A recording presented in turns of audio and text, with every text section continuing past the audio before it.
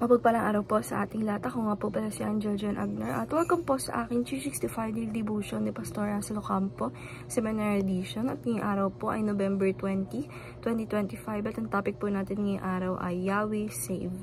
Ano ang tunay na pangalan ni Jesus?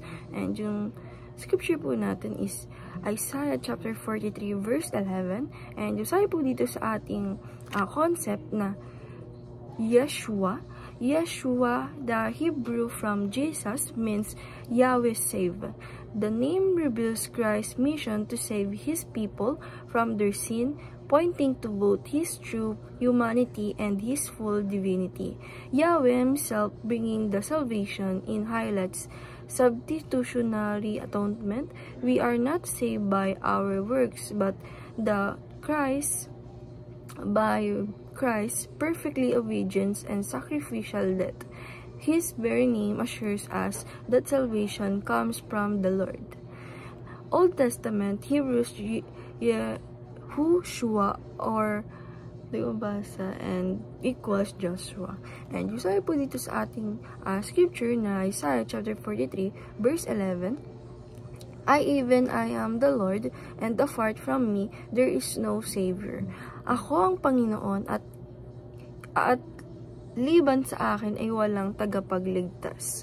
And yung sabi po dito sa ating teaching number 1 na yung Yeshua means Yahweh Save.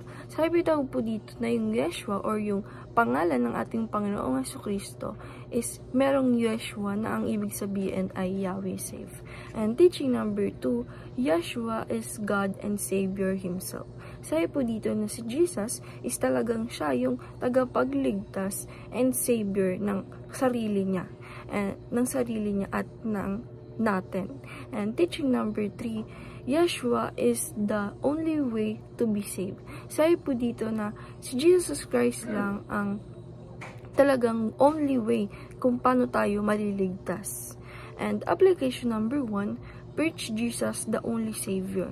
Sabi po dito na pag tayo daw po ay magpipreach sa ating mga iba't ibang tao is dapat ang pinipreach natin na si Jesus is siya ang pinaka-only one na Savior. And application number 2, pray in Jesus' name alone. Sabi po dito na po natin sa life natin na dapat nagdadasal tayo in Jesus' name alone, sa Kanya lang.